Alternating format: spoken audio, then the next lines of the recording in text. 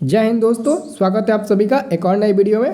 दोस्तों आज हम लोग इस वीडियो में मैथ के इंपॉर्टेंट क्वेश्चन देखने वाले हैं और वो भी वास्तविक संख्या यानी कि रियल नंबर से। याद रखना दोस्तों, इस बार के आपके बोर्ड परीक्षा में 100 ऑब्जेक्टिव क्वेश्चन पूछे जाएंगे और 100 ऑब्जेक्टिव में से ज़्यादा ऑब्जेक्टिव क्वेश्चन आपके वास्तविक संख्या चैप्टर से ही पूछे जाते हैं। इसलिए मैं आपको एग्जाम के समय में उसी चैप्टर का ऑब्जेक्टिव क्वेश्चन ज़्यादा बताने का प्रयास कर रहा हूँ जिस चैप्टर से ज़्यादा पूछे जाते हैं। देखिए, इस चैप्टर से आपके बोर्ड परीक्षा में पूरे 15 नंबर का क्वेश्चन आता है। 2 नंबर का एक 2 नंबर ये दे देगा एलसीएम निकालने के लिए, एचसीएफ निकालने के लिए एल्गोरिथम का प्रयोग करके, और 12 से 13 नंबर का आपका ऑब्जेक्टिव टाइप में क्वेश्चन पूछा जाएगा इसी चैप्टर से। इसलिए ये चैप्टर आप लोगों के लिए इंपॉर्टेंट है। ठीक है, तो चलिए हम एक एक क्वेश्चन को देखते हैं और अच्छे से समझेंगे। ठीक है, जो भी क्वेश्चन आपको न समझ में आए तो उस क्वेश्चन को आप लोग टिक लगाकर मेरे कमेंट बॉक्स में बता देना कि सर ये क्वेश्चन मेरे को समझ में नहीं आ रहा है, एक बार फिर से समझा दीजिए। ठीक है, तो चलिए स्टार्ट करते हैं।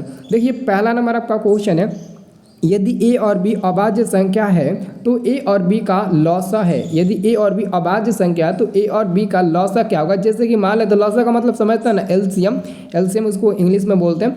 तो देखिए यहाँ पर मान लेते हैं कि कोई दो संख्या है 2 और 3। अगर हम कहें आपसे कि 2 और 3 का आप लोग एलसीएम निकालो तो 2 और 3 का तो एलसीएम निकलेगा नहीं, तो आपस में गुणा कर देंगे ना, 2 गुणे 3 तो ये बन जाता है 6। ठीक, वैसे ही दोस्तों a और b का आप लोग एलसीएम निकालोगे यानी कि लॉसा निकालोगे तो a और b में गुणा हो जाएगा तो मिल जाएगा आपका ए बी। तो ए बी यहाँ पर ऑप्शन नंबर सी में है। ये क्वेश्चन कई बार पूछा जा चुका है और यही क्वेश्चन सब रिपीट करके बार बार पूछा जाता है। ठीक है, अब देखिए अगला क्वेश्चन है 2 नंबर। 2 नंबर दोस्तों क्वेश्चन है, निम्नलिखित में कौन अभाज्य संख्या है। निम्नलिखित में कौन अभाज्य संख्या। देखिए, अभाज्य संख्या उसे बोलते हैं जो अपने आप के ही अंक से कटे, अन्य किसी दूसरे अंक से ना कटे, एक को छोड़कर। ठीक है, एक को छोड़कर वह संख्या जो अपने आप के अंक से ही कटे बल्कि दूसरे अंक से ना कटे। तो यहाँ पे देखिए ऑप्शन है 15 3 से भी कटेगा, 5 से भी कटेगा, तो ये तो आपका गलत हो जाएगा।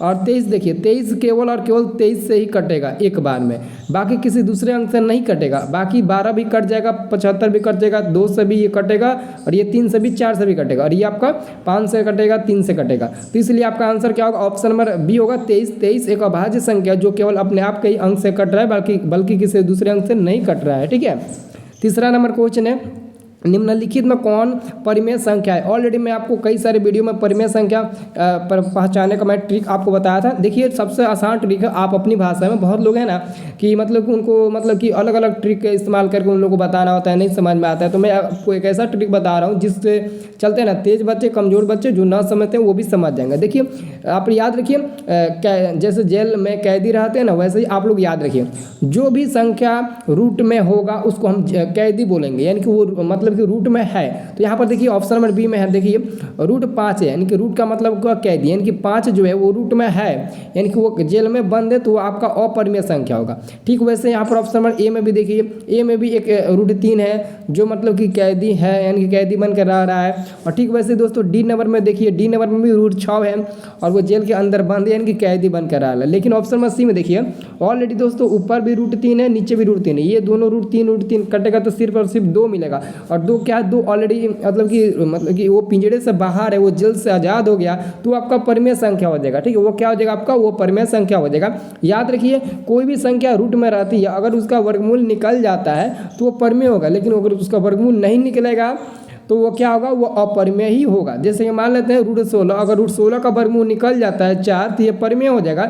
लेकिन अगर मान लेते हैं कि 12, तो रूट 12 का वर्गमूल तोड़िएगा तो 2 रूट 3 मिलेगा, 2 रूट 3 आपका अपरिमेय होगा, परिमेय नहीं होगा, क्योंकि यहाँ पर ऑलरेडी रूट 3 है। ठीक है, तो समझ गए ना रूट परिमेय संख्या और अपरिमेय संख्या पहचानने का ट्रिक। ठीक है, चलिए अब देखिए 4 नंबर, ये 4 नंबर क्वेश्चन कभी कभार गलती से कभी कभी ये सब्जेक्टिव में भी ये मतलब कि इस पर आधारित सब्जेक्टिव क्वेश्चन पूछ देता है 2 नंबर के। लेकिन एक क्वेश्चन तो सब्जेक्टिव में जरूर रहेगा, एल्गोरिथम का प्रयोग करके आप लोगों को एचसीएफ निकालना होता है। वो क्वेश्चन फिक्स है, कोई भी ऐसा सन ना हो जहाँ पर वो क्वेश्चन पूछा नहीं गया है, हर सन में वो क्वेश्चन पूछा गया मेरे प्यारे दोस्तों। ठीक है, इसलिए मैं आपको बता रहा हूँ। तो 4 नंबर क्वेश्चन का रहा है, यदि 65 तथा 117 का मौसा 65 माइनस एम 65 एम माइनस 117 के रूप में हो तो एम का मान क्या होगा। ऑलरेडी दोस्तों मैंने आप लोगों को एक फार्मूला बताया था, और अगर वो फार्मूला आप लोगों को याद होगा तो आप लोग तो बना सकते हो।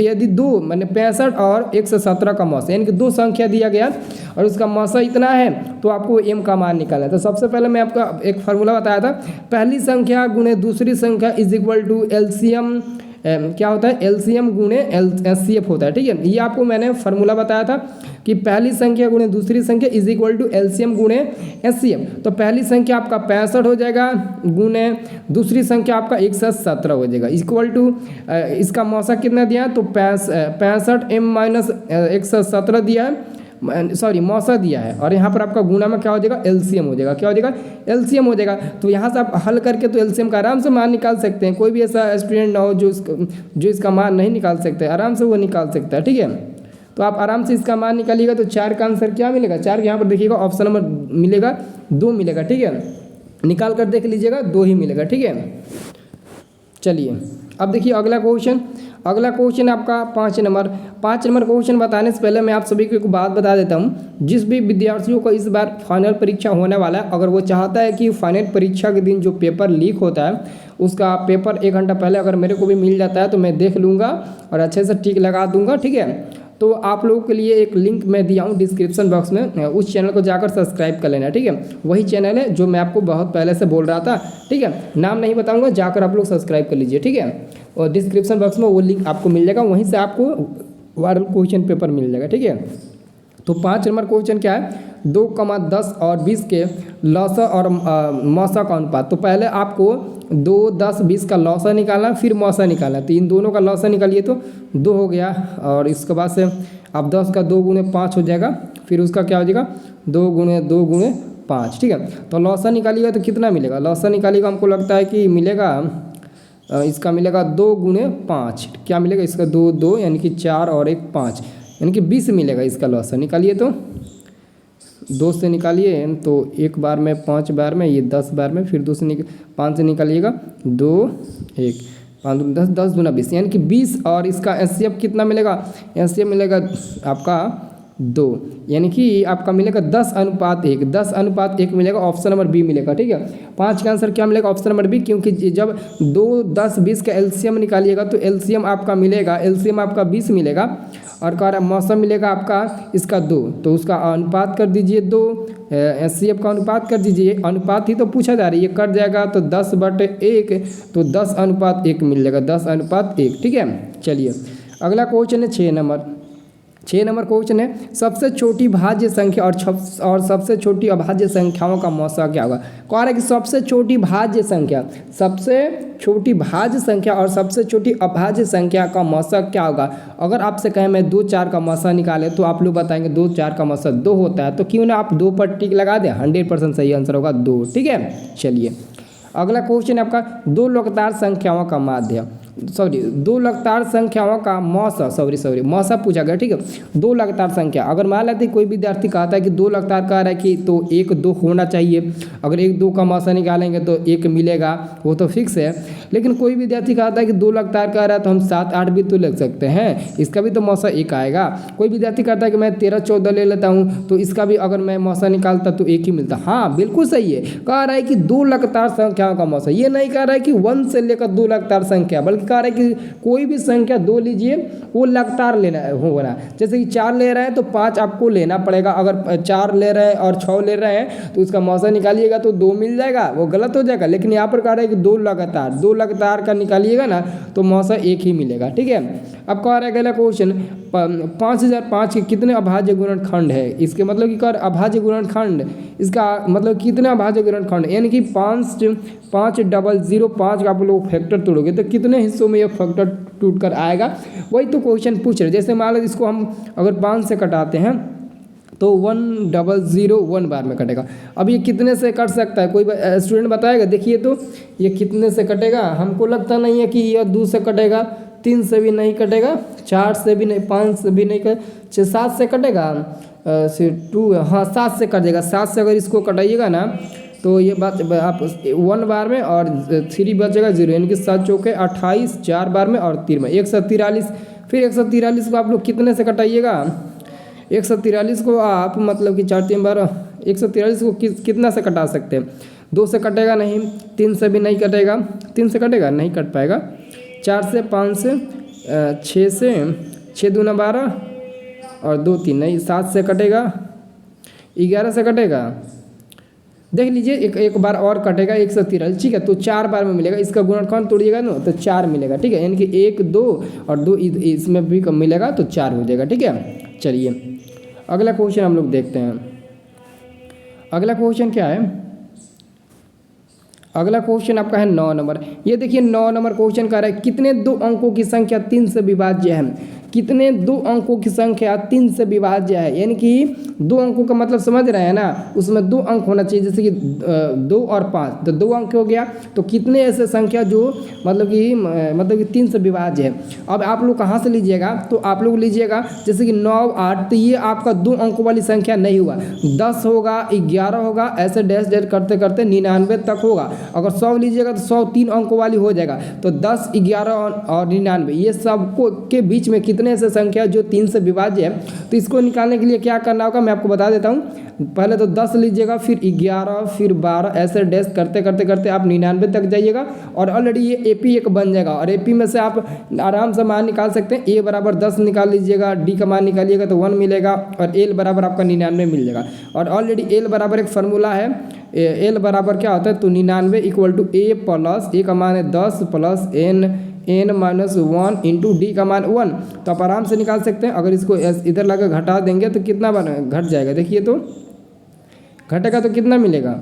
और इसके बाद से जब आप n का मान निकालिएगा तो आपको मिल जाएगा 3 से 2 अंक वाली संख्या कितने 3 से विभाज्य है, तो कितना मिल रहा है। हाँ वेरी गुड बहुत बढ़िया, आंसर मिल गया बी, यानी कि 30 होगा। कितना होगा, 30 होगा। कितना होगा, 30 होगा। वेरी गुड, बहुत ही बढ़िया। अब देखिए अगला क्वेश्चन है आपका 2 संख्याओं का गुणनफल इतना और उसका मौसा इतना है, तो लौसा क्या होगा, वही ये भी क्वेश्चन वही कह रहा है, पहली संख्या गुणे दूसरी संख्या इक्वल टू एलसीएम गुणे एचसीएफ, ठीक है। ये भी क्वेश्चन उधर ही का है, ठीक है।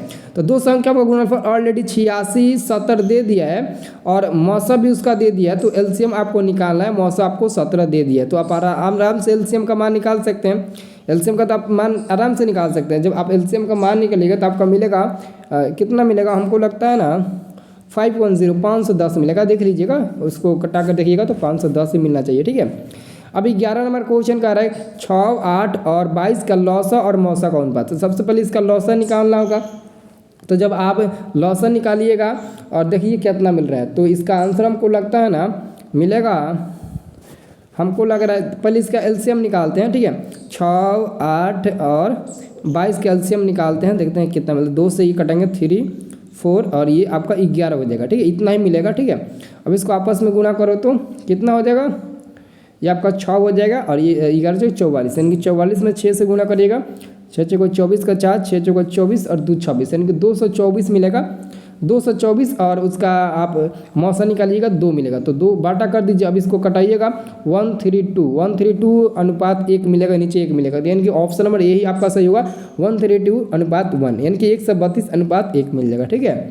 अब देखिए 12 नंबर क्वेश्चन है 96 का अभाज्य गुणनखंड क्या है। 96 का अभाज्य गुणनखंड तोड़िएगा तो आपको मिलेगा 2 गुणे 2 गुणे 2 गुणे 2 गुणे 2 गुणे 3।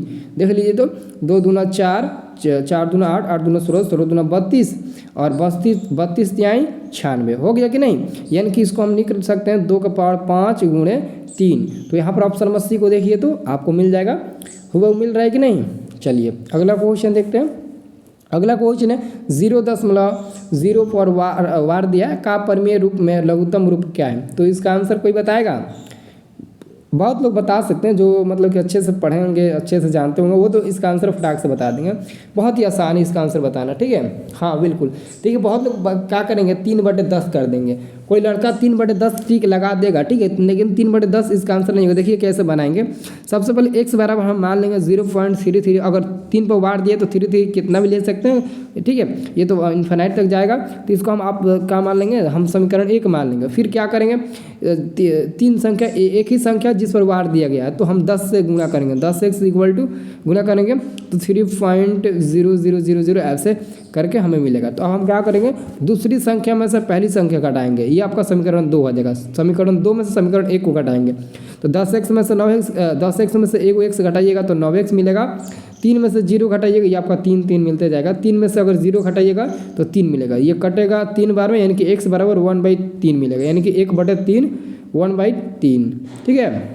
अब चलिए अगला क्वेश्चन 14 नंबर, 7 + 3 √2। तो जब यहाँ पर √2 आ गया तो ये क्या होगा, अपरिमेय होगा। क्या होगा, अपरिमेय होगा। ठीक है। अगला क्वेश्चन है, निम्न में कौन परिमेय संख्या। अब आपको बताना है कौन परिमेय संख्या है। √5 ये तो आपका अपरिमेय होगा, ये भी रूट में, ये अपरिमेय होगा, ये भी रूट में अपरिमेय होगा, लेकिन ये भी रूट में है, लेकिन 16 का वर्गमूल 4 निकल जाएगा, इसलिए ये आपका परिमेय हो जाएगा। ठीक है, कोई डाउट नहीं ना। चलिए अगला क्वेश्चन है 16 नंबर, 0 और 50 के बीच विषम संख्याओं का योग निकालिए। 0 और 50 के बीच, देखिए मान लो 0 और 50 के बीच, तो ये तो ऐसे ही बता सकते हैं कि 25 सम होगा, 25 विषम होगा। तो ये तो आपको बता देंगे सम विषम 25-25 होता है, ये तो आप लोग बता सकते हैं, ये तो हल्का है क्वेश्चन, कोई इसमें भारी नहीं है। अब देखिए अगला क्वेश्चन है 5, 15 और 20 के लौसा और मौसा का अनुपात क्या होगा, ये बता। देखिए इस पर आधारित मैं 2-3 प्रश्न बता दिया, आप लोग आराम से बता सकते हो।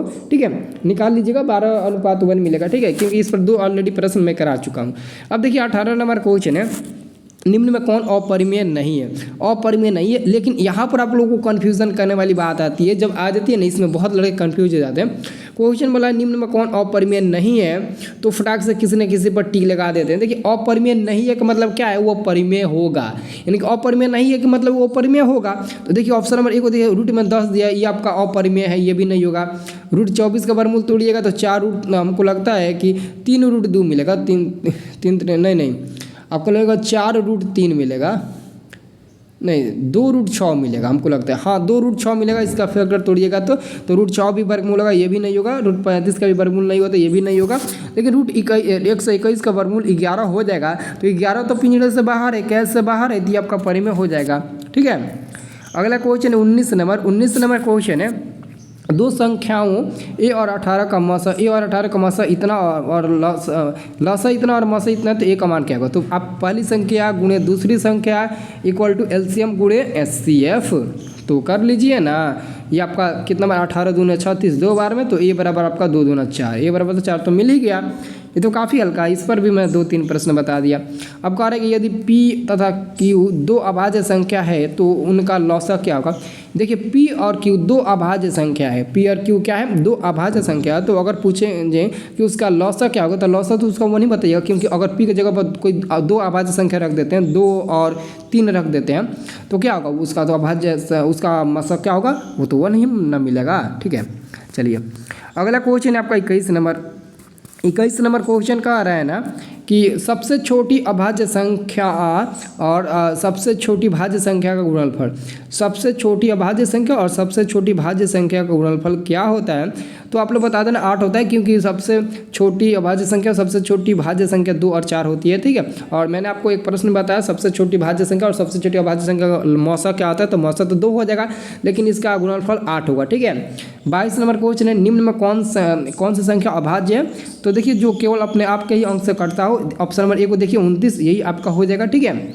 और देखिए अगला क्वेश्चन है 23 नंबर क्वेश्चन है, 3.27 में वार दिया और पूछ रहे यह क्वेश्चन क्या होगा, परिमेय होगा। हाँ बिल्कुल होगा, जिस भी अंक पर ऊपर वार दे दे तो समझ लेना वो एक परिमेय संख्या है। ठीक है। चलिए अगला क्वेश्चन आपका है 24 नंबर प्रश्न है, किसी पूर्णांक m के लिए सम संख्या का रूप। आपको बताना है m का जगह पर 0, 1, 2, 3, 4, 5, 6, 7, 8, 9, 10 इन्फिनाइट तक रख कर कि किस में हम लोग m का मान रख रहे हैं, ताकि उसमें टोटल मतलब कि क्या मिल रहा है, सम संख्या मिल रहा है। अगर आप यहाँ पर रखेंगे 1 रखेंगे m का जगह पर ऑप्शन नंबर a में, तो 3 मिल जाएगा, यह सम नहीं मिलेगा। 2 रखेंगे तो सम मिलेगा, लेकिन 3 रखेंगे तो विषम मिलेगा, यानी कि एक सम मिल रहा है तो एक विषम मिल रहा है। ठीक है। वैसे ही दोस्तों अगर हम C नंबर में रख कर देखते हैं, तो अगर 1 रखते हैं m की जगह पर तो 2 मिलेगा जो सम होगा। अगर 2 रखते हैं तो 4 मिलेगा, 4 भी सम है। 3 रखते हैं तो 6 मिलेगा, वो भी सम है। 4 रखते हैं तो 8 मिलेगा, वो भी सम है। 5 रखते हैं 10 मिलेगा, वो भी सम है। यानी कि इसमें जो भी मान हम रखेंगे वो सब का सब सम आ रहा है, इसलिए हमारा सही आंसर यही होगा। ठीक है।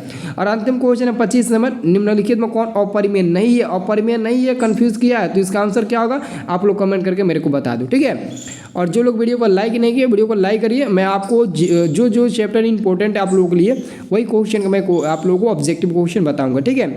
तो हो सकता है कि मैं आपको अब त्रिकोणमिति को बताऊँगा, क्योंकि त्रिकोणमिति का सबसे ज़्यादा इंपॉर्टेंट होता है। ठीक है, चलिए।